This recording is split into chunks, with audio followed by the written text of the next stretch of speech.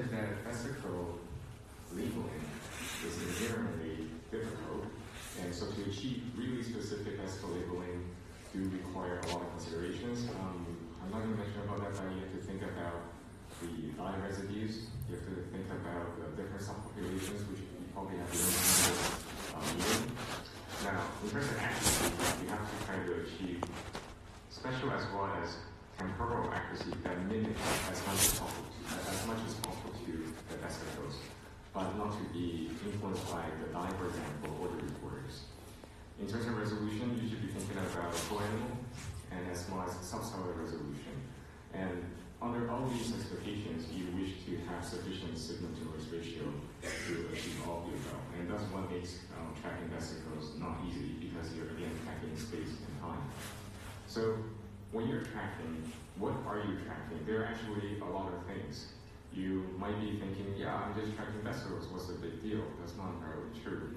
As you know, there are different biogenesis pathways, and I'm not an expert, but I think there are a few in the audience. So they could be either multifaceted body, to release enzymes, or they could be exosomes or shedding to release bigger ones such as microvesicles and other stuff. There are also, I'm not sure if there is a biogenesis pathway elucidated for the release of nanoparticles yet, such as exomeres, but people also look into that. Now, those are vesicles. How about their cargo? I think a lot of people are trying to see how the cargoes gets packaged into these vesicles, and these may include protein, nucleic acid, as well as lipid, which is one field people have not looked into as much, but I think is a really interesting field to go for. In addition, you're trying to see how it actually gets received by the recipient cells, and hopefully also track their cargo. So those are all the challenges that people are trying to overcome in order to observe how vesicle mediated communication occur both in vitro as well as in vivo. Okay. But how about vesicles? When you're tracking vesicles, you can categorize them, and this is how I'm going to do it here. You can categorize them by short distance tracking as well as long distance tracking. Sort of like running a marathon or just doing jogging in the park. So for the purpose of this talk, I would kind of categorize short distance as saying, for example, tissue. If you're looking at vesicles in a tissue, which range is about 100 micron, this is what you're looking at. And your cells, you're looking at 10 micron resolution. And you can also do subcellular resolution tracking, including organelle or cytoskeleton as to, for example, how they're uptaken by the cells, and then see if they undergo endolysosomal escape or degradation. And typically for short distance, again I use quote-unquote short, they typically yield higher spatial resolution. Now, for long distance tracking, you may be looking at whole organism, and they can range from less than 1 millimeter up to 60 centimeter or greater, depending on which animal model you use, for example, on the right. No disregard to the plant people. I know some of you may be here. I just didn't forget to include this. Yeah. Oh, I hear a few, I'm sorry. Yeah. And of course, if you want to look at organs, you can also do that. By ex vivo, you can harvest this organ down, or if you're plant, maybe you can excise them and look at them, because I've heard that plants are not easy to work with. And then, yeah, it ranges around greater than 10 micron to about 1 centimeter. But typically speaking, it yields lower spatial resolution. You can track your vesicles. Any questions so far? This is an introductory talk, so I'm really trying to talk about for the subsequent speaker. So, then if you think about time, which is your temporal resolution, then if we look at them by distance, usually long distance vesicle tracking, you will have lower resolution in terms of time. And then for short distance tracking, you have much higher resolution in terms of time. If you categorize them by your study model, usually the larger models, such as, for example, non-human primates, you have much lower resolution in terms of time, and vice versa for the smaller model. Now, a third consideration for temporal resolution is the dimension. If you look at 3D, usually you don't have much time resolution. You're usually looking at a fixed time point. So this is, for example, 3D live cell imaging of two cells labeled with different colors and observing the exchange of vesicles multidirectionally. If you look at this, it looks very nice, but this is just one time point. So there's literally almost no temporal resolution. Now, of course, this can be overcome if you use some more specialized microscopy, but I'm just saying that generally speaking, you're limited by the dimension if you're doing 3D in terms of temporal resolution. Yet, if you're trying to do 2D, your resolution is usually pretty good. So this was one of the earlier work that we published in Nature Com, that we first observed the release of cancer vesicle, an implanted adenoma, by using 2-photon microscopy in collaboration with Western Medical Group back in National Hospital. So you can see that the temporal resolution is much better. So that's just a brief overview. So with that, let's go track EVs. And then for the purpose of this talk and the subsequent session, I'm going to separate them into short distance, long distance, and as well as, what do you think? You can actually do short and long distance at the same time, potentially, right? I think that's what a lot of us are trying to achieve. So let's start with short distance. Again, I apologize if I did not cover a lot of the excellent work. This is really a brief history of time in terms of vesicle tracking. So I think one of the earliest use of calcium AN dye was this one in 2003 by Clayton et al. That they used calcium AN to load their calcium AN dye into exosomes. So essentially, calcium AN was permeable, and then once entered into some membrane, the extra rays will clear off the tail so that the dye gets retained inside, and hence your vesicle will be luminally labeled. And initially they used this for cytometry, not really for imaging. That was back in 2003. And this is another paper by Gary et al. In Method X in 2015 to further discuss and consolidate this method for cytometry.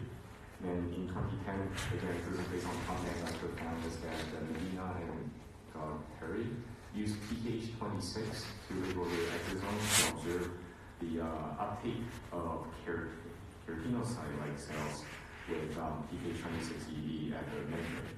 So this is what you can see. But I think more and more people are aware of the potential caveats of the dyes now, as I mentioned on the education day. So just keep that in mind. Again, I always say that the dyes and the reporters are not evil. It really depends on how you use them and your knowledge of their pros and cons. So I'm not here to tell you that the dyes are bad, okay, because I don't want the sponsors to come after me, because we need them. But use them wisely based on the properties that you know what they're good for, yeah? Okay. Then in 2011, another group began using CFSE, long name, carboxyfluoroocene diacetate, that is similar to calcium AN, but essentially, they work similarly, different chemical, but once it's cell permeable, once they enter into the cells, the X rays within will cleave off the tail, and then the dye is included in the lumen and would not escape. And similarly, that happens in vesicles. In this case, they were observing the uptake of SKOB3 exosomes taken up by SKOB3 cells. So this is another type of dyes, and I think there was a recent paper that compared a lot of dyes and found that CFSE is one of the I don't want to say less dirty, but they think it's a better dye, okay, based on their conclusion. So I'm not endorsing it, I'm just saying that there are people out there comparing different dyes, and then you are your owner of your project, so you look at it and decide what to do. Okay. Now, in terms of reporters, this is one of the earliest ones that I could found that you apply a reporter for vesicle trafficking, CD63GSD, by, I don't pronounce his name, Mittelbrun, in Nature Communication 2011. There was a reporter way before that I was applied for other organelle study, but this was the first study that I found that used CD63 to label the vesicle for tracking purposes. And here they were observing the uptake of CD63 EGFP by Raji B cells, and these vesicles were labeled in GeoCat J6 and T cells. Moving on, again, I'm born before 1988, and then I developed, so some of you were here during education day. Yeah, that I developed Palm GFP and Palm tomato to label the inner leaflet of the membrane, and hence their release vesicles will also have GFP or TB tomato label within the vesicles for lifestyle or fixed cell microscopy tracking. And then here we can see the multi-directional EV release in this case by using this comparable dye. And people really like to use it because surprisingly they are very focused people. And I allude to the fact, perhaps because there aren't that much oxygen inside the vesicle for photooxidation, but they work quite well in many people's hands. We share the momentum. Now, there's another one in 2015 released by Ma. He's from the Yu's group in Tsinghua University in China, that they were discovering microsome, and the reporter they used Spectral Spanner for molecular QCD. And you can see this really remarkable structure of microsome being released from pomegranate-like structure as they migrate. And they have a lot more paper coming thereafter after this paper. And of course, you would be very familiar with Piyush Loren's CD63. This is Song et al. From Elisa Weaver's lab that was published in 2015 for their first reporter in Nature Communications. And essentially, this is a pH-sensitive fluorophore, the Piyush Loren, that when fused with CD63, such that usually their signal is quenched in the acidic cellular organelles, but it will be detected upon release because the acidity changed such that they can start fluorescing. And in this manner, they were able to track adhesive exosome cells left behind as the cells migrate. And then in 2020, they published another version of Piyush Loren that are more stable and allow them to do live cell imaging. So that leads to one of our speakers. I'm going to do it from the last to the first. So this is Ms. Wilhelm. So it's Wilhelm, my stuff is horrible. And then she's going to report her topic on tracing extracellular vesicle cell populations using HaloTag fusion protein in the combination with the DStorm. And then in this case, she's trying to understand and observe the uptake kinetics of different vesicle cell populations expressing CD63, LAMP2, IgG2, CD147. And to see whether these different subpopulations have different subcellular dynamics, including the early, the late, and recycling endosome. And this may have implication in their cargo fate. So I hope I read the abstract correctly. Now, moving on, we also have, is Dr. Faku? Yeah, thank you, I found that. I could not see your picture, so forgive me for Google search your name and found your picture, but I have your copy right here. Ta-ta. Yeah. So his work that he will be going over today is on nanoscale visualization and tracking of small vesicles and their DNA-associated cargo in their recipient cells using single molecule localization microscopy. So what they can reach with resolution is 20 nanometer, and they use click chemistry to label their DNA that's within SCV. And by using Alexa 647 nanobody, they are able to localize where the vesicles are and simultaneously locate where the DNA cargos are in the vesicle. And through that way, they're trying to study the subcellular interaction between the cargo DNA and the recipient cell cytoplasmic DNA. Okay, shall we move on? So those are subcellular, those are quote unquote, I would say, short distance tracking. Now we're gonna move into long distance tracking. So reporters have been developed to track vesicles over a longer distance. And one of the earlier studies by Takahashi et al. From Japan, Professor from Tokyo University, please forgive me, that they developed one of the first bioluminescent-based reporter by using Gaussian luciferase and molecularly fused reporter. And this allowed them to study the biodistribution of intravenously injected melanoma B16BL6 GLUC lactivir and EB. And this is the y-axis is target. They were able to track upon IV injection where the vesicles are going for biodistribution analysis. And in 2014, I published a different series of multimodal reporter. I coined the term Gaussian luciferase B that has a biotin acceptor protein. And so essentially it allows us to not only visualize vesicles by using bioluminescence, but we can also use biotin biotin-related fluorescence fluorophore for example, in this case, fluorescent-mediated tomography to track the distribution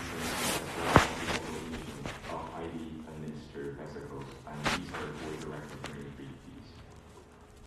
Moving on, more recent time, that makes me feel a little bit senile.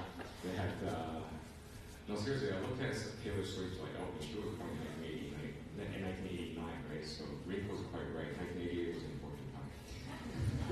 So in 2020, Gupta, they also developed, they actually developed a few different dimensional reporters, but the one I think they like the most, or they can actually is CDC3 thermal boost, that they're also another type of bioluminescence, but in this case, they use CDC3. The ones before that, like to go back, these were more general labeling. They were not very, say, CDE or vesicle protein specific. These were general label membrane labeling to try to encompass as much vesicle as possible. In this case, this is CDCP3 thermal loop, and then they were able to also observe the distribution of IV-injected 293T CDCP3 thermal loop in both in vivo as well as ex vivo. And moving on, this is a slide or picture I stole from Vincent with his permission. That this is work by, how can I pronounce his name? For Louis? Yeah. Okay, please. And then it was published in Developmental Cell in 2019. They use UV CDCP3 to track inter-organ ED communication in zebrafish. And this is such a beautiful paper that you should go check out. Essentially, they were trying to show to us that vesicles don't just go from A to B, but they actually are actively trafficked between the organs to mediate communication, at least definitely in the case of zebrafish. And I really want to mention this paper as well. This is a paper that came out in 2020, Communications Biology by Will et al. That they use CCC3 with nanosurface, yet a little bit differently. The ones before, I remember, most of the other ones that you saw in mice were injected. This one, they were endogenously released. So they were tracking tamoxifen inducible cardiac exosome. So they generated this mice model, and they were studying the distribution of vesicles in cardiac tissue. And here's the biology analysis, and here's how they track it or IVIS imaging. So this was quite a nice study that you can refer to. All right, a couple of guys. So I was talking to Vincent that it was such a pity that we could not see this beautiful images of, I hope it works, that he used membrane label vesicles, and upon injection, you can see the circulating membrane image in zebrafish caudalplex. So the top is the vesicles, and the bottom are just track the blood cells and all that going through.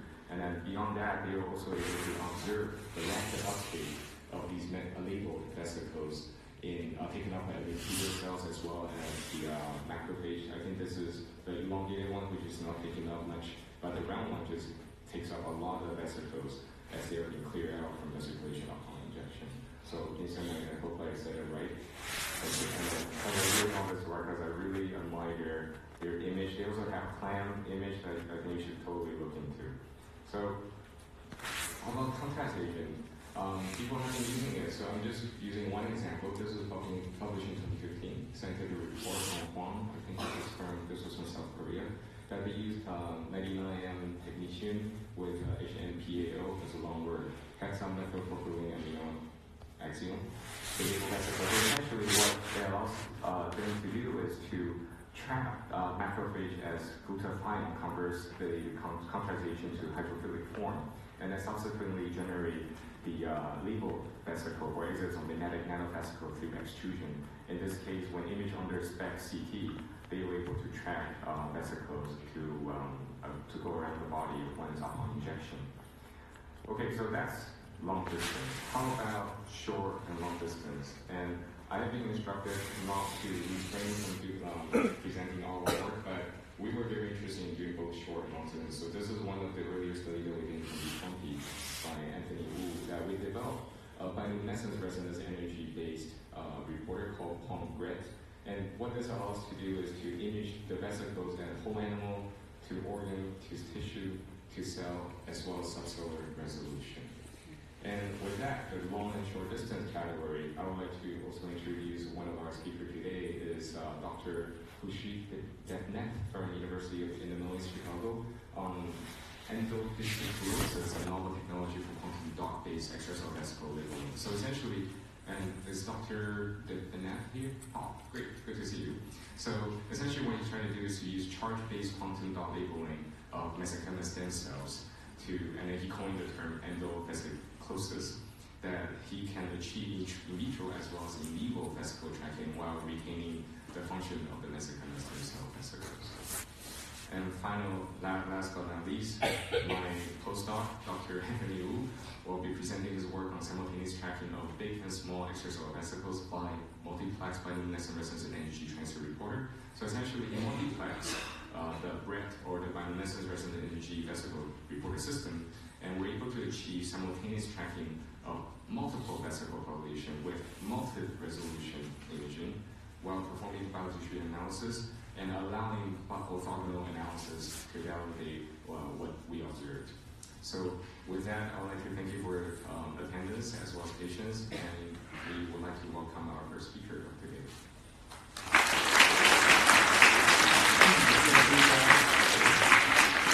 Thank you for spoiling all the talks as well. So they have a good day now. The first speaker is indeed Anthony Yang from the Institute of Atomic and Molecular Science at Academia Silicon in Taiwan, who is going to talk about multiplex spread waters.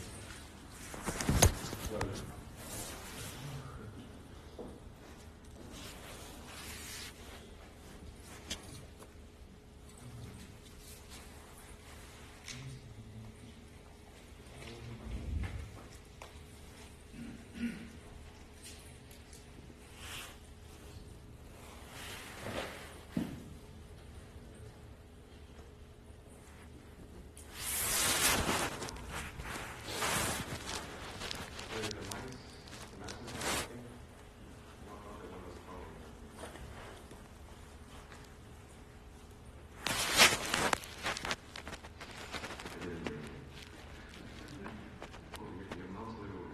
Why don't you use the laser point off? Yeah, even though it's a little bit.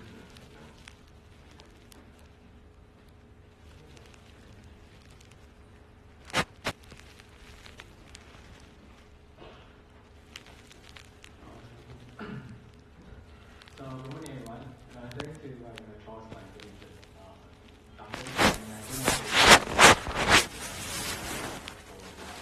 So today I'm going to to introduce our recent work on multiplex spread recorders, and which can simultaneously track big and small extracellular vesicles simultaneously. So let's start with introduction. So we saw different exosomes thanks to a lot of good technology. So basically we can categorize into two big categories. One is exosome directly body from membrane, or two exosomes multivesicular body and exocytosis to have an exosome. And to more generalize, more detail, based on the size, we have three different sizes. Start from small extracellular vesicles, or medium extracellular vesicles, and large extracellular vesicles. Well, these extracellular vesicles carries a lot of bioactive cargoes such as DNA, lipids, RNA, and then carbohydrates. And then these mediate a lot of biological functions in communication. So recently we also found that not only, most of the study focuses on smaller extracellular vesicles, and then recently our publication shows that the big EV here not just confused with bacterial EV, here we use big EV as medium and large EV, which has a mean size more than 200 nanometers. And then together with smaller EV, individually big EV and SEV do have the cancer progression potential. So here we want to see that this is the single population tracking, and then from 41, which is a triple-negative breast cancer study from mouse. And then to tracking the different size of EV, we will treat individually. And then nowadays we track for the single population such as EEV or SEV. And then this is single EV populations. And how about for the multi-populations, say SEV and BEV together? So why we want to do that is big EV and SEV, or SEV is released 24/7, supposed to not based on the size or something, they will just simultaneously release 24/7. So what if we can simultaneously track multiple populations? And then so this will give us more physiological implications during the EV study. So nowadays, for Charles, good introductory, I can mostly skip these slides. Basically, we have a lot of good eyes and whatever that's coming up. It's chemical synthesis dye or radioactive tracers and genetic reporters. And then what I want to emphasize here is basically these reporters or dyes work well in vitro.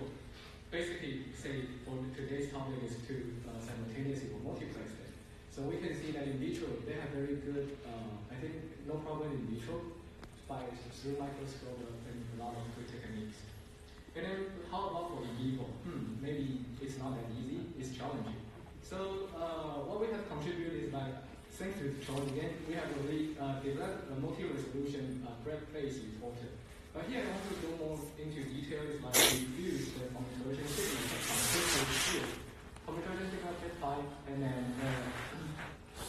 after post-transfer modification, you will be modified its commutation to the system group of the list group, and then you will insert into an inner leaflet of the DB membrane, and then fuse with the GFP, which is fluorescent protein, and the external receptor is bioluminescent protein. And then once, upon catalyzed substrate, here we use fluorophilomazine. And then once upon catalyzed fluoramazine is substrate, it will generate different modes of the signal. One is called bioluminescent signal, and then here is like around blue range, is 150 nanometer in peak. And then so you will like have a BRET induced resonance energy transfer, which is similar to FRET, fluorescence resonance energy transfer. It will transfer the emission line to the as an excitation line to the fused protein GFP to have the so-called BRET induced fluorescence signal. And then not to forget that GFP is also a fluorescent protein, so we can also use the external light source to excite them to have the initial super resolution of our studies by microscope. And then we have achieved like multi-resolution ED or particle imaging, as well as the one I have mentioned is that we use this one to track the biggest small EV for cancer protection. And then to multiplex them, so we search a bundle of like different BRET reporters. So here we also come out with like console, right? The same, likewise to pump BRET, we here use like near infrared based BRET. And here, after catalyzing this substrate blue, it will generate like a purple range of the bioluminescence. And then through Soret, then you will have the BRET-induced fluorescence and near infrared range at 713. And this IRP RLOOP 8.653SG is developed by the Nishihara published back to 2019, and then we further developed into like combination and become like the and then it can also be used like use the red light to excite it to have a near infrared fluorescence signal. And then how it works is basically that when you have like multi-population, or like say here we focusing on the BEB and SEB. Once you add the water blue, you will have a bioluminescence, have a signal from the pump red. And then when you add the fluoropyrimidine, you will have a signal from the pump red. And then we can imagine that we can use this substrate to distinguish these two signals and then for the biodistribution analysis. To do and then further for the orthogonal analysis. So let's start with this one. We first stably express these two reported to the 290 T cells. And as you can see here, I also show the same video here. This is the live cell super resolution imaging done by Harry Scan. So here we can see that the first is that these two are have a membrane distribution pattern. And then not only that, we can see these like arrow indicating that the different population has been of EV has been potentially EV or particle been tracked. And then after that, we subject to the isolation. Isolation here, I want to introduce this like here. I will to simplify things. There's like a 2 color and two different population. So to simplify, I will use like pair we already optimized. Here we use like connectivity to isolate the BEB, and then later on we will use the BRET to isolate to have an SEB population. So basically, BEB pump plus the SEB pump BRET is the one we have optimized for in terms of signal production. So after that, we first try to see that, but we still want to see that if any expression affect the ED physical property. So here this is the NTA data from the mean size. So as you can see here, compared to the wild type, pump BRET and pump did not affect its mean size as well as its size composition significantly. So this leads to further analysis for the reporter. So his reporter we call it pump sorter, which we just use like this kind of seed And then, so after that, we use this one to first establish, this is the multiplex sample, so we first establish a pure console sample by, you can see the standard curve here with titrate from 0.1 microgram of total protein to the 1.5. So it shows a very good linearity of the signal. And after that, we also spike in the same sample with the palm grape small EVs. So as you can see here, with the different amount, you can see that it's still okay with the linearity of our standard curve. Suggests that there's no signal crosstalk by substrate crosstalk, and as well as the lower dosage. Same thing we apply to the palm grape. So here you can see that by using the FFZ, we also establish a very good signal with good linearity. And after that, we also use the same step of the setting and to detect SEV from the mixture. So as you can see here, it shows a very good linearity between these two. So after this one, this is in the EV mixture. So after that, we want to see that if we can actually have the in vivo ability. So here we use like combine these two, and then inject it through mouse tail band, and at 4 minutes, we'll inject different substrate to image it lively. So first we have like use the bottle blue as to image in the BEV, and here we use the near-infrared channel to gauge to filter the concrete this signal. So as you can see here, at a 5-minute post-injection, we can see that this is similar to like a long shape of the BEV. And this is noteworthy is like this is the mixture. We co-inject these two in the mixture to it, and then we can report the BEV from the after we inject the bottle blue. And then same thing as we apply to the FFZ, we can also inject the FFZ and then to have the SEV signal by getting the GFP signal. So after that, after 30 minutes at post-EV injection, we will sacrifice these mice and then to do the ex vivo. So we immerse these organs into the individual substrate. So again, we can also image these different modalities from the mixture of the injection, and then as well as the EV, we can also use the fluorophoramazine to detect it. And then soon after that, this is more like a multi-resolution multimodal, and then after that, we want to see that if we can actually report the so-called biodistribution. So after the second, this is since we use like 30 minutes.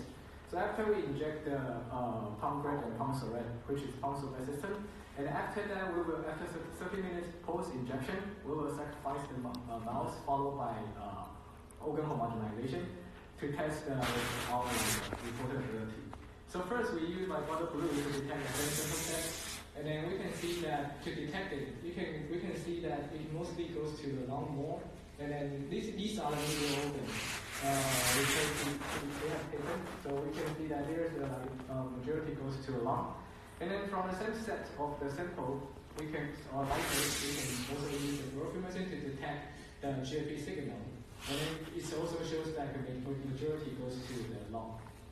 So overall, by our like functional system, we have achieved like multi-population imaging and tracking.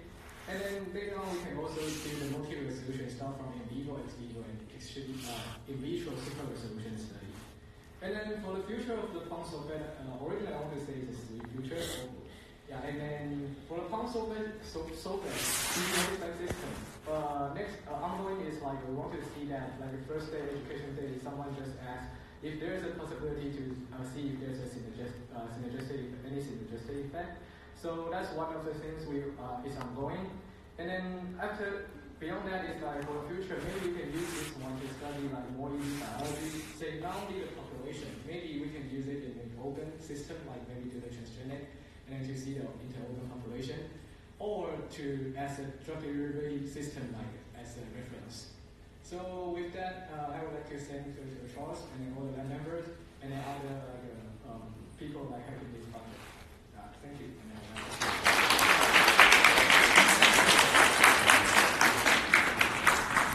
Thank you for the very nice talk. So we have time for a couple of questions. Hector? Hi, congrats for that. I am wondering whether instead of injecting this, are you planning to use like, primary tumor injection, so using tumor cells and developing a primary tumor in order to see the in vivo biodistribution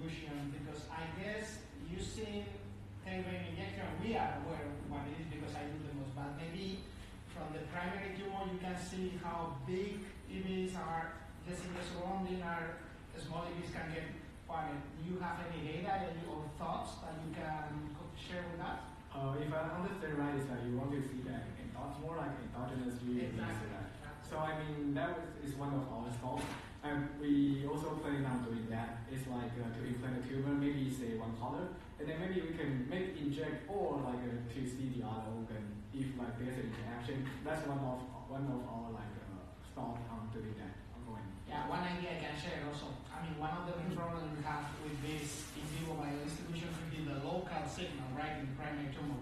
So I'm thinking if you can combine this with this kind of pH lowering or something like that, that only will glow when you are out of the cell, that would be the optimal thing, right? So I guess, you guys are in the field, so I guess if you can share this idea, that would be optimal. I'm not sure if you are thinking already that.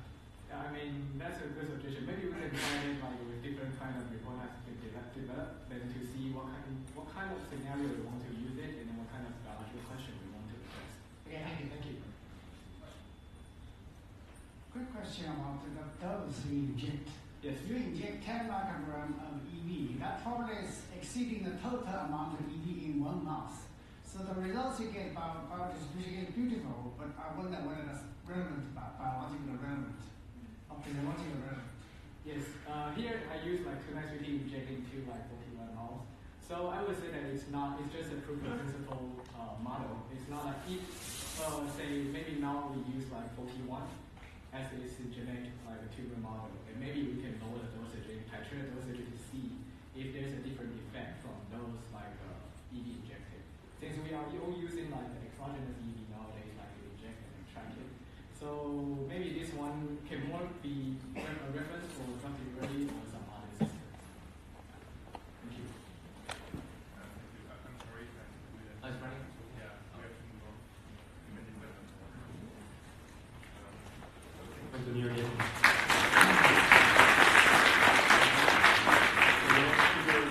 Basant Kumar from the University of Hospital Essen is going to talk about EV tracking, EV and DNA tracking by SMFL.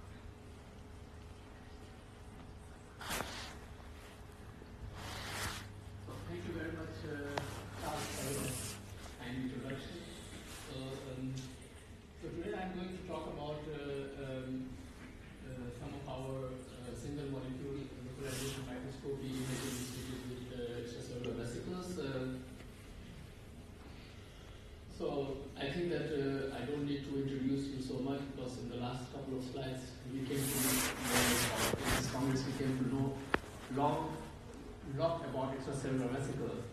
But what is interesting to know is that two things. One, extracellular vesicles are very heterogeneous, and second is that it is loaded with very heterogeneous cargo. So we have from proteins, lipids, RNA, and DNA, every different kind of molecules which are loaded with extracellular vesicles. So if you want to understand the biomarker potential or function of extracellular vesicles, you have to know multiple complex heterogeneity of extracellular vesicles. So coming to the next slide. So in how to go back?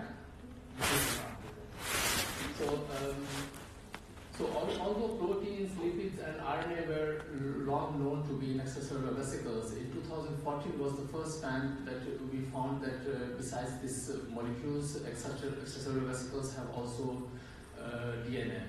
And we found out that if you have the DNA from extracellular vesicles from cancer cells, you can use it as a biomarker if you isolate extracellular vesicles from blood and plasma to monitor mutations which are related to tumor.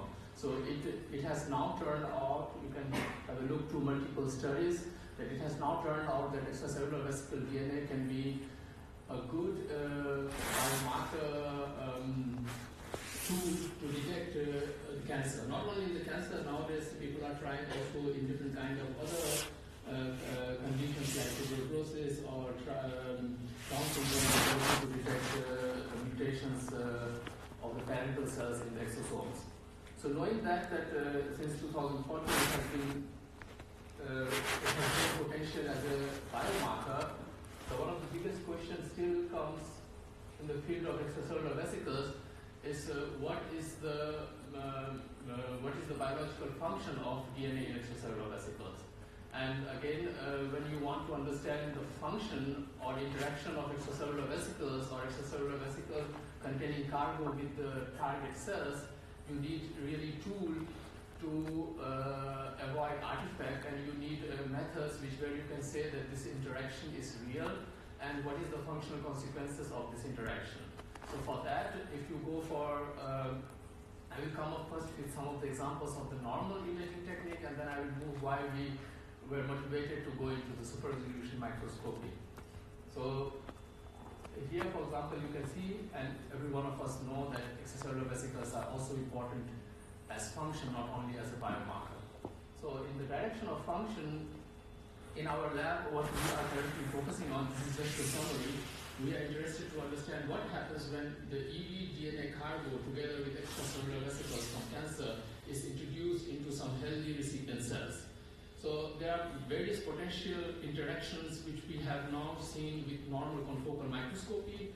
We can see that exosomal DNA together with exosomes can initially interact with the cytoplasmic inflammatory sensors like CDAC, and still it is known by the previous work that when you have a cytoplasmic introduction of DNA, you will have activation of this pathway to detect this DNA and leads to interferon signaling, especially in cases of virus infection when the DNA is introduced in the cytoplasm.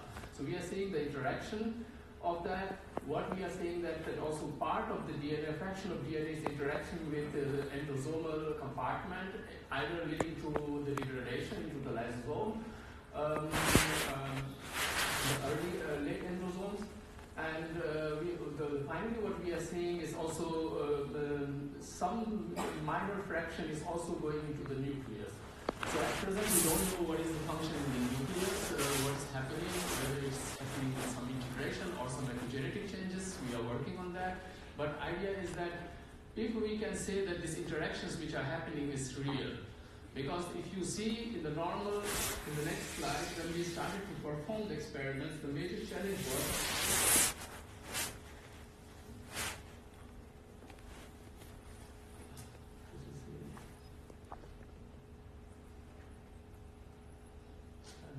sorry, this is out of my control. Yeah, here this. So what we tried here, we did simple. We took the heptide 2933 EVs, which are overexpressing GFP CD63. So we know that the surface will be labeled by CD63, and we labeled the EDU DNA with EDU. So we cultured the cells with EDU so that the DNA which comes inside are labeled with EDU, and then we throw these EVs which we isolated on recipient cells, and we looked with EDU clicket reaction and GFP as a direct detection to see the interaction. And we used again these three different CGAS, the lysosomal marker, and also the nuclear marker. And you can see what you get with the normal confocal images. It's a very short image, like full of clusters which you cannot distinguish. With that, we came to the idea that why don't we go for the super resolution? So here is just one simple introduction about super resolution. So from 1625 till 1986, it was claimed that you cannot resolve anything which are closer to 200 nanometer diameter. That means it's impossible with the normal light microscopy to detect two particles which are closer than 200 nanometer. But this was, there was a breakthrough studies from 3 Nobel Prize winner. I have mentioned it on the top. They were the first time in 1991 they demonstrated by using super resolution microscopy you can go below 20 nanometer. So what is the simple principle of super resolution microscopy for the people who are not in this field? So normal confocal microscopy images all the points which are closer than 20 nanometer at the same time, which leads to the blurring of the images. But what super resolution does, it works with the on and off state. So if you have so many molecules so close by, it at one time only ons the signal of one, detects it, offs it, and then detects the second one. So like this, you will have at the end with the super resolution so crispy. So we applied the super resolution method, and first what we did, we looked as published single EV coloring. So we took isolated extracellular vesicles and labeled the DNA, and CD63 was already labeled with GFP, and we looked in the normal confocal microscopy. You can see these complexes like clusters, but with the super resolution you can go and resolve to the single EV resolution. And this was for us very interesting because we were able to really show that these clusters are not clusters. You have single EVs there associated together. So having this image, in the next step we can say that to look into the EVs once it is uptaken by the cells. So you can take EVs and you can image it separately. But the challenging is once it goes inside the recipient cells, because for the function it is very important that you detect that. So we did the same imaging which I showed you in confocal. We incubated the cells with these EVs, and we did also again conventional microscopy, and we did super resolution microscopy. And again, as in your introduction, in the introduction talk, we can see the time-related distancing of the EVs and the DNA. So you can see that there is like EV DNA directly associated with the CD63 together, and you can see also that we have separate particles, like where EVs doesn't have DNA and EVs have DNA, or either they release the DNA into the recipient cells and now they are the naked extracellular vesicles, and this is only can be shown by live cell imaging in future. But you do see the resolution which is very close. You can separate even the released EVs and the EVs with the DNA. So finally, this is very important slide to show that not only that we were able to show that EV-DNA and EVs are introduced into the cells, we looked at the interaction in the recipient cells with the C-gas as an example. And there again the challenge was 3-color labeling. I will come to that point. So we did here 3-color labeling, but we were unsuccessful to do that because in the super resolution that is one of the biggest challenge also mentioned in the introductory talk. The choice of the dyes are a very, very difficult thing and their properties. So we tried here with the 2 colors. So we labeled string with you can see the color purple, and it's called body pie here. If I mention it in the scientific language, and the green is here the EV-DNA, and you can see we can also show the interaction of C-gas and EVs in the spatial distribution form factor. So, and this is the normal confocal imaging, and when you see with the super resolution, you can go so close to the resolution. So it is really very exciting that you can do such kind of functional studies, and you can really say how the timely distribution between the molecules is.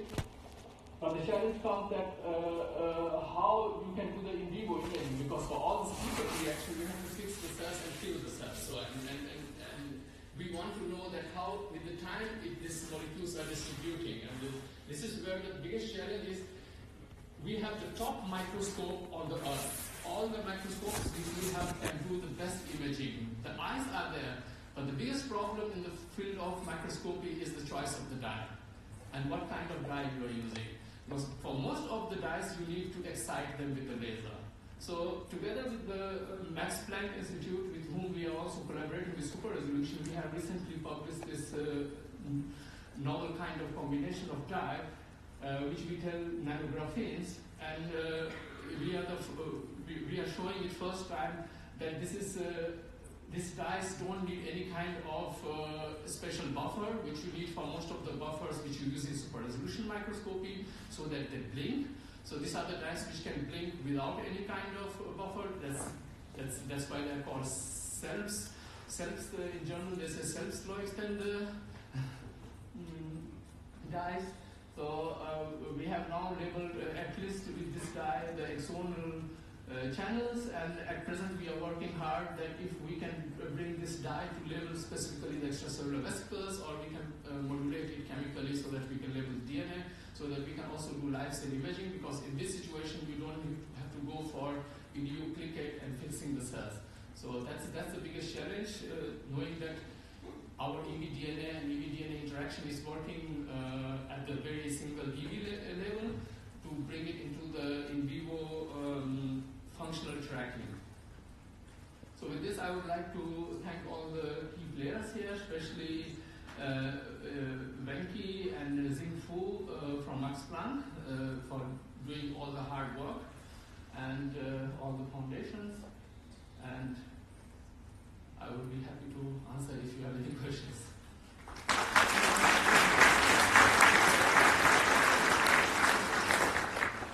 Thank you for the presentation. We have time for a couple of questions. Thank you very much. Great talk. Maybe I've missed it, but do you have an idea about how many of these EVs actually contain the DNA? Do you have super resolution imaging of the isolated EVs themselves? Yeah, so we have done two kinds of imaging. When we published this paper in 2014, together with Hector, we did cryo-EM imaging with immunogold. So we looked at how many EVs have DNA molecule, and we found out that even if you isolate from cell lines, which we think are very homogeneous, we can see only around 10% of the EVs are having DNA. So you have heterogeneous population there. And with the super resolution also, Wenki published a paper in 2022. If you are interested, you can read it. We did super resolution microscopy of single EVs to look at the DNA and CD63, and you can see there also that we have around like 10% or less than 10% EVs which have DNA, and the rest of them are doubles. So these are very heterogeneous. From both methods we can show it. Okay, thank you. Because I saw in the recipient cells that you had quite substantial signals, so Yeah. I was impressed. Yeah, but you can see that when you distribute them at a spatial resolution, you can see that not all are together. So I showed the plot here with the. So here you can see the distribution here, that you have the distances of like sometimes you have the distance of nothing, but sometimes you have distance of 10 nanometer, 20 nanometer, 30 nanometer, like that. You have really some molecules are together, some not. So this you can say that it's heterogeneous. Sometimes it's together with the EV, and sometimes it's not. So it's actually heterogeneous. Or it could maybe also be that you don't have enough labeling density, and then basically Exactly. it's one EV, but they're just both on So- the outer sides. So if we are working with super resolution, we know that what is the intensity of the radiation you are putting. So you are quenching also lots of signal there. And therefore we need better dyes. And I think that the next talk with the quantum dots, I think it connects the nanography, which I presented in my last slide. So maybe you will see more that we need better dyes, which can resolve this, what is that called, artifacts. Thank you very much. Nice talk. Brilliant talk. If you're going to change the central dogma, is there any guess that you have based on the sequencing of these DNA? Is it junk? Is it, coding? Or is it just something leaking out of the nuclear pores? Like, why is it there? There's no reverse transcriptase, you're hypothesizing. Yeah. Very quick answer, please. Yeah. We have a representation of entire genomic DNA, and we have also some fragments of mitochondrial DNA. But until now, we were not able to find out if it's giving rise to any transcript or proteins. That evidence we don't have. But we have representation of entire genome if we do the sequencing. And there was also one talk yesterday in the biomarker session. They have also seen the same. Okay, thanks a lot. Okay. Thank you very much. Okay, we're going to Gelinas, not sure of the pronunciation, sorry, from University of Illinois Chicago, is going to talk about quantum recurrent labeling of EVs.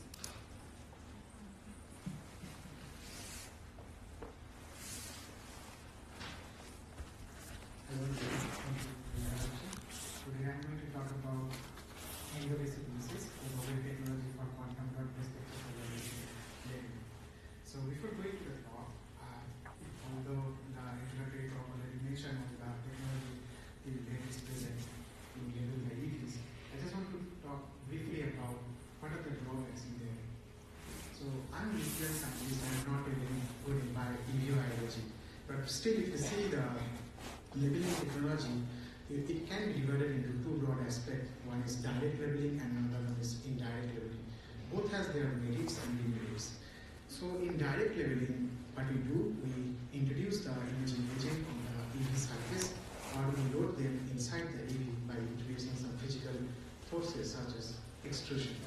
On indirect labeling, what we do, it depends on the cellular machinery to pre-label the EV inside the cells and then we secrete the pre-labeled EVs. So what are the demerits in this? Whenever we label the EVs by modifying their surface, those are not EVs after modification because you are occupying some functional group of the EVs, right? So we don't want that. So here we want to label the EVs with new technology where you will not compromise the EV integrity for their surface or their cargo. And we want to label EVs with any nanoparticle. Why we are interested in nanoparticle? Because as my previous speaker said, we want better dye. I'm saying not only dye, we want better contrast agent like quantum dot for IV imaging, iron oxide nanoparticle for MRI, or gold or silver nanoparticle for CT scan. We want to develop a methodology by which we can label EV with any of these nanoparticles. Unlike any dye, if you see the quantum dot absorption and emission, the gap between the max of absorption and emission is huge. In generally, for dye, the gap is around 20 to 50 nanometer. Here the gap is huge, that's why they don't quench easily. And what our main target in this endo-basic process methodology, we want to solve these challenges which are present in the current technology. Let's see the EV surface in the chemistry lab. I would say EV surface are lots of functional groups which people have used to label them or functionalize them to make engineering. We are particularly interested in the phospholipid present on the EVs. More precisely, we are particularly interested in the phosphate group present on the phospholipids. They are exposed to the surface. So what are we doing? We use these phosphate groups of the EVs. Why? You know, these phosphate groups of the EV actually very important to maintain the EV PCM or EV cell interaction. In my PhD studies, I used to generate different kind of nanoparticles to control their endocytosis in the cell. I'd like to draw your attention particularly the dye translocation, where you can make a nanoparticle, they can go inside cell without rupturing or carving the membrane of the cell. So this kind of direct translocation can be achieved by the phosphate group interaction with the guanidinium group. Guanidinium group is a positively charged group which is present in amino acids such as arginine. If you see the interaction between guanidinium group and the phosphate group, there is two hydrogen bond and as well as a strong electrostatic interaction that can lead to the nanoparticle directly translocate by the plasma membrane without rupturing them. So what you wanted to do, you wanted to transform this technology from nanoparticle endocytosis into cell to nanoparticle interaction into EVs. We name it endovesiculosis. So this is our hypothesis. We hypothesize that if we can make nanoparticle with guanidinium group functionalization and also specific size, then they should go inside the EV, and we can then use that methodology to label the EVs.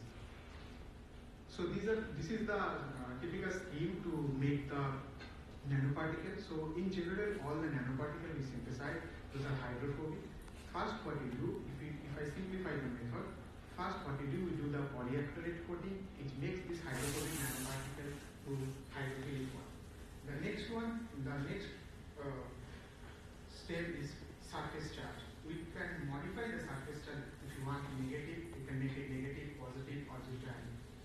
this positive charge nanoparticle attracts the negatively charged EV surface. But to internalize those nanoparticles in the EV, we need a special molecule that is a guanidinium group. So we further modify this nanoparticle with the guanidinium group. And finally, to avoid the false positive signal, we introduce the biotin groups on the nanoparticle so that we can purify them using editing base. The labeling protocol is very simple. You just need 1 hour to labeling. What you have to do, you have to incubate these EVs, incubate your EVs with this guanidinium decorated positively charged quantum dots or any other nanoparticle up for 1 hour. Then you just use a editing bit to separate any free nanoparticles which are not inside the EV. If you see the labeling efficacy, only guanidinium cation charged guanidinium groups quantum dot can enter the EV and then.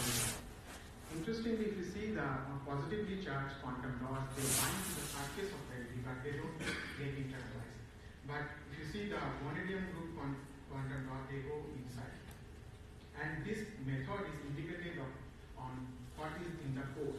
That means you can change the code with iron oxide, gold, whatever you want. And the 2 key aspects of this endovascularization method is the multivalency of the guanidinium group on the nanoparticle. More guanidinium does not mean more endovascularization. It means the optimal number of arginine group or multivalency around 100 per quantum dot. And also it is independent on the EV surface protein. If you frictionize the proteins of the EV surface, still the endovascularization can happen, which implies that this endovascularization process depends on only the guanidinium and phosphate group interactions. So we wanted to test after this endovascularization whether EV can maintain their integrity or not. So we did NK sites distribution, their zeta potential, and also we did check whether their endocytosis get affected or not. We didn't see any significant changes after endovascularization. And also we wanted to check their anti-inflammatory property after the labeling. For that, what we use HMSC derived EVs, which are known for their anti-inflammatory property. We isolated macrophages from bone marrow, then we inflamed them with NKs and interferon gamma, and then we incubated these macrophages with labeled EVs, and we compared their anti-inflammatory activity with the unlabeled EVs. We found that there is no significant difference between the activity of their inflammatory property. Now I want to show you one of the applications that we have of this endovascularization, which is non-invasive imaging. We use iron oxide nanoparticles here to do the EV tracking in MRI. So this is the E2 weightage images. If you are not from MRI research, then I'd like to tell you that the high contrast means they have more contrast agent. So you can see that only the cationic guanidinium identity group has the more contrast, which is actually correlates with our quantum dot data too.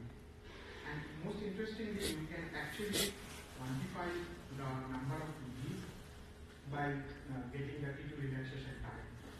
So, and another aspect of this endovascularization that I should mention here, that only the iron oxide nanoparticle or the contrast agent does not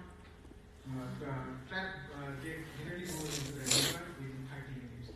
So there is a distinct difference between the only contrast agent or the contrast agent inside the EVs. So what are you tracking? Those are actually EVs, not only the contrast agent.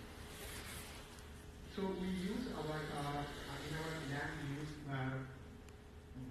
Calvarian defect model, where we found that our naive or engineered EVs are highly efficacious for the bone regeneration. What we don't know is that how many EV stays in the implanted site or how many EVs we need.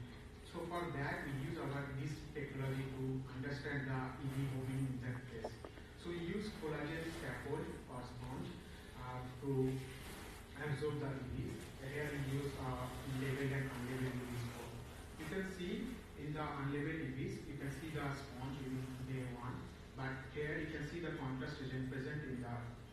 implanted site. Once again, I would like to show that if you use the IMP alone, only the contrast agent, they goes into the liver tract and the liver. So whatever you see in the implanted area here, it is actually EVs. So we can track them for different time point until 2014 we have tracked them, and also we can measure the concentration of the EVs using those T2 relaxation time. So in the key finding of our research, I would like to say we have developed a methodology called endovasculosis where we can internalize any nanoparticle inside the EVs without disrupting their integrity. And after the labeling, the EVs are as biofunctional as level 1. And I would believe that this technology can be clinically translatable for non-invasive EV imaging. Our future direction, we have to use this technology for to understand the EVIG more and also for biomaterial design. So in the end, I'd like to thank all my current lab member and my PI, Shivan Ravindran, and all my collaborators, and also my previous mentor, Professor Jivan Singh, for introducing me to the EV world and Nikhil Ranjan Jana for the nanobiotechnology members. Thank you all, and special thanks to ISEC for providing the scholarship.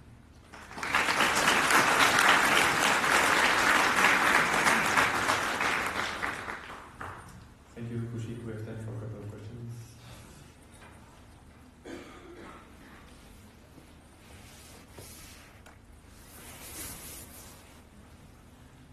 Hello.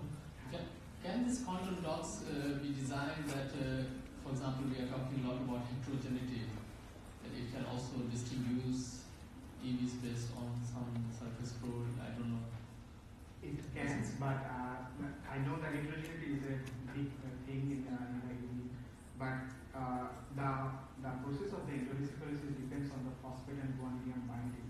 So as long as your EV is plasma membrane based, they can inside. But I don't know whether it can go inside the exomega or non-phospholipid based extracellular particles. Another question is that when you do sorting, you mix with your quantum dots, and you assume that you have on the surface the quantum dots, or you have inside. So we what we do, we incubate the EVs with the quantum dots. Then after 1 hour, generally they go inside within few minutes. But after 1 hour, we separate the free quantum dot. Even if it is attached to the EV surface, that will be also separated out.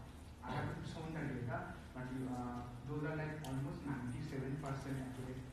Like 97% of your EV will be labeled with this quantum. How you can break the interaction, this ionic interaction which happens now, to separate the quantum dots away from the surface? So the quantum dot has both the functionalities. One to go inside, another one to get separated because of the presence of the biotin molecule. So if you have a avidin base, then you can separate those quantum dot after labeling, if they are freely floating. Thank you. One last quick question. Hey, great talk. So what's the size of those quantum dots, the new versions? What's that? What's the size? Okay, It's an interesting question. We have checked the size, what the required size for the endovasculosis. We found that it has to be less than 10 nanometer, more precisely 8.5 nanometer. That makes sense. So you can't use with any No, if you increase the size to 20 nanometer, the endovasculosis will be dropped by 57%. Makes sense. Secondly, so you show that if you inject quantum dots alone, they go to liver. So where does your EVs go when you have quantum dots inside? So you showed the MRI imaging that you have a lot in the liver of the quantum dots, but you didn't see that when you loaded the EVs with the quantum dots. Or did I misunderstand? So for the MRI, we use the iron oxide nanoparticle, not the quantum dot. Okay. Quantum dot is for sorry. imaging, for IVs kind of imaging. Okay. Yeah, so well, but it's still so when we have the EVs and the ion, that way of detecting, where do you see them? Have you done any distribution studies? Yes, you can. We did. I haven't shown the data. We did the R2 mapping where you can map where are those EV and you can precisely calculate the concentration also. And where are they mostly located? So since we use the collagen scaffold, so the EV is implanted. The EVs are mostly in the implanted site, and from our data, what we found that until 14 days, there is not significant loss of EVs from the implanted side. Do you think that the EVs are stable? I'm sorry, I think. No, I'm saying if on the scaffold it's stable. Okay, thanks. Okay, thank you. Again.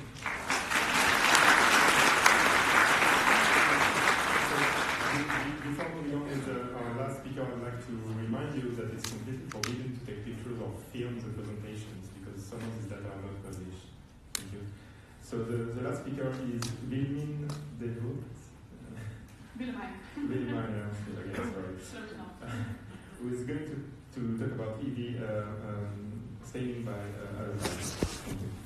Okay, thank you very much for the introduction, and also thank you for allowing me the opportunity to present some of my work here today. My name is Willemijn Devoe, and I'm a PhD student in Prof. Pieter Vader in the University Medical Center of Utrecht, the Netherlands. And today I'm going to be talking about tracing specific subpopulations of EVs using halotype fusion proteins. So, I'm sure probably all of you are aware that EVs actually represent a very heterogeneous population of particles that can be classified, for instance, according to their size, into larger, smaller EVs, or according to the phylogenesis, or even into classes according to their biomolecular cargo. But what is a bit poorly understood yet is post-uptake, are there also differences in how these extracellular vesicles are being processed, like intracellular traffic, but also, and that's of course very interesting from a drug delivery perspective, are there, for instance, also subpopulations that are better able to deliver their cargo than others? So it brings me to the aim of my study. We're aiming to identify distinct subpopulations of extracellular vesicles and understand how they are processed after uptake. And as said, in order to do so, we trace these subpopulations of EVs using halotype fusion proteins. So we started off with two different markers. One of them is CD63, and I think CD63 doesn't need a lot of introduction here.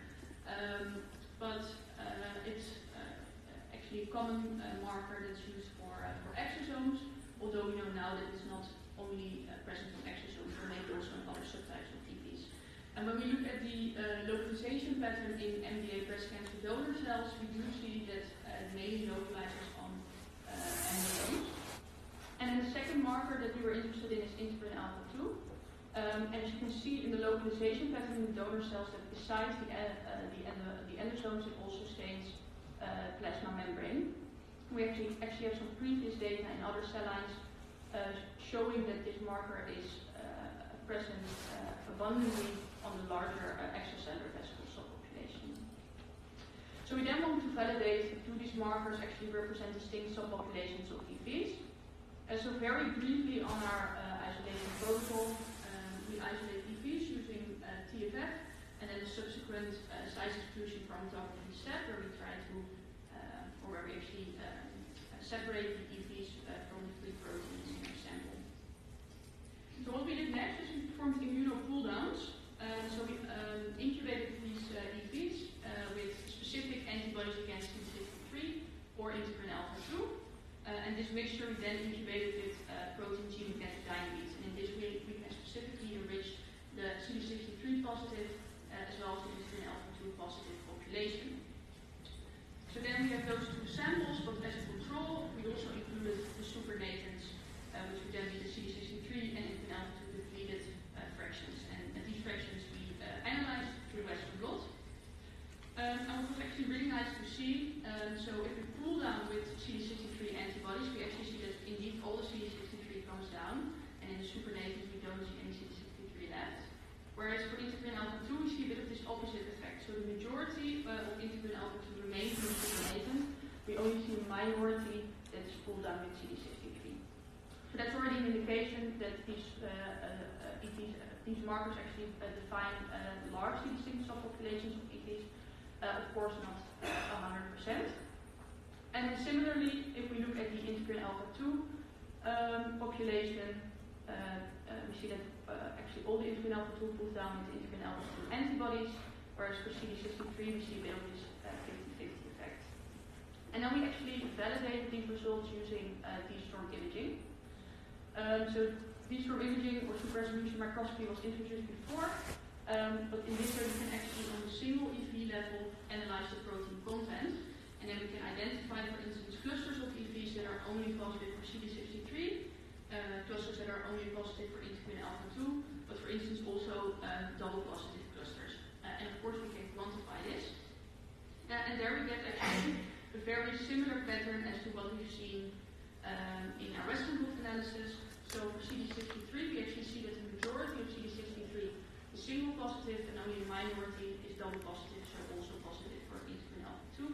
And then for integrin alpha 2 we see again about this 50-50 effect. So now we've defined that these two markers define largely distinct subpopulations of EVs. So what we decided to do next is actually to see if we can also trace these in recipient cells. And as said before, in order to do so we produce halotech fusion proteins by stably overexpressing CD63 or integrin alpha 2 tagged to this halotech in the donor cells. And what's really nice about this halotech, so it doesn't have intrinsic fluorescent properties, but you can later covalently bind it to a ligand that's then attached to an organic fluorophore. And in this way you can achieve much higher sensitivity but also better photostability. So what we do is we isolate the EVs and add them to recipient cells, and then in the recipient cell we label using the halotech ligand. So the first two studies that we did were actually just very simple uptake kinetic studies, as well as a dose range, to see if we could identify some differences to the CD63 subpopulation on the left and the integrin alpha 2 subpopulation on the right. What we actually saw was that the pattern was very similar for both the uptake kinetics as well as for the dose range that we applied. So that led us to dive a bit further into the actual intracellular trafficking pathways that were involved here. So what we did is we performed some live cell imaging where we labeled specific endosomes. And in this example here you see EEA1, which is an early endosome, as well as that we labeled a specific subpopulation using the halotech ligand. And if we zoom in this part here on the right, you see particles that are endosomes but not containing any vesicles. You see vesicles which are not in the early endosomes, but we also see some co-localizing particles. And what was important for us is to make some live cell images to actually confirm that if we track this particle over time and we split the channel, that they actually follow the same path, which is an indication that we don't only co-localization, but these particles are really tracking together. So then we perform confocal microscopy on fixed cells with a variety of markers. So on the left again you see an example of EEA1 4 hours after EV addition. So this was all done in HeLa recipient cells. And on the right we have an example of LAMP1, which is a late endosomal marker. So what you can already see for the case of CD63 for instance is that after 4 hours we see the most co-localization with late endosomes and a bit less with early endosomes. And of course we can again quantify this both for CD63 and integrin alpha 2 subpopulation, for EEA1, LAMP1, and then also introducing an extra marker here, RAB11, which is a marker of recycling endosomes. So the main takeaway from this is actually that the majority of the EVs after 4 hours localize in late endosomes and to a lesser extent in recycling endosomes. But we do start to see some subtle differences here where we see a bit higher co-localization of integrin alpha 2 with the late endosomes at this specific time point. So that led us to also then dive a bit into different subpopulations of EVs to see if we see similar differences. So we decided to go for two markers. So one is LAMP2. LAMP2 is also commonly mentioned as exosomal marker. Of course we know not 100% probably on exosomes. And then CD147, Vestigin, that we also found to be in some cell lines at least expressed in a larger EV population. And what we see here is that also these subpopulations are partially distinct. So it's a bit similar as we saw for CD63 and integrin alpha 2. What was also nice to see is actually when we did the cross validation, so we did CD63 and CD147 together, we saw quite striking differences. And then when we have insulin alpha 2 and CD147 together, for instance, then what we see is that we actually have the majority of the clusters being double positive. So then again, we performed confocal imaging and co-localization analysis. Here we looked at 4-hour time point as well as a bit earlier time points, so 30 minutes. And we also included some 2 extra markers here, BRAC5 and BRAC14, which is to us a very interesting marker, as it has been shown that this is present on non-acidic lysosomal compartments. So what we see is actually again quite subtle differences at 4 hours, but the differences at 30 minutes seems to be more striking, where we actually see that CD147 compared to the LAMP2 subpopulation is actually higher co-localized with almost all markers, which could be an indication that the subpopulation is tracked faster than the LAMP2 subpopulation. So to conclude from this, we defined some subpopulations that are largely distinct from one another. And they show some subtle differences in their intracellular trafficking. So I think the main takeaway from this is that depending of course on your specific aim of your study, if you always look only at the bulk of EVs, you might be missing out on some interesting differences. So what we want to aim to do next is to see what are actually the functional implications of the observed differences. So we're aiming to do like cargo release studies with a specific subpopulation, and then hopefully we can link specific intracellular trafficking pathway or pattern to enhanced or lower cargo release. And then a second thing that we are currently investigating, and that sometimes maybe get missed out on, what is actually the effect of this overexpression of these proteins in the donor cell on the actual sorting into the extracellular vesicles. And with that, I would like to thank all of the people involved in my study, as well as ERC for funding this research, and ISAF for providing me the opportunity to present it to me. Thank you.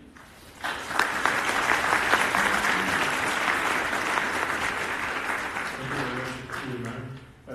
Question? Thank you very much for a beautiful talk. For this kind of study, I'm always wondering how you can tell the within the donor cell, or the out of the donor cell, or within the ancestral cell. How do you tell?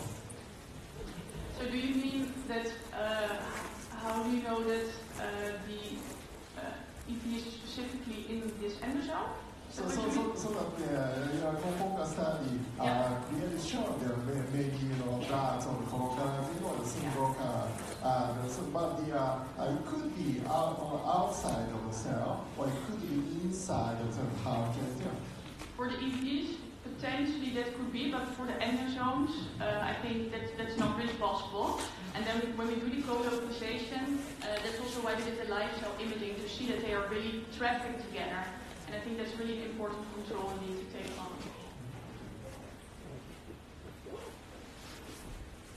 Hi, thank you for your talk. I was just wondering how the haloTAG fusion protein, would it affect, I'm not sure what the size is, would it affect the normal biogenesis pathway in any way, this tagging of the protein with the other protein? Yeah, that's a very good question actually, because there's also actually some recent evidence showing that if you link it to C-terminus, what we actually do is that it could affect the normal biogenesis route of CD63. And that, for instance, it would actually be better to tag it to N-terminus, although I'm not entirely sure whether that would have an effect. But I think it's really good to take that into account indeed. Thank you. Okay, thank you very much. So we're going to close this session.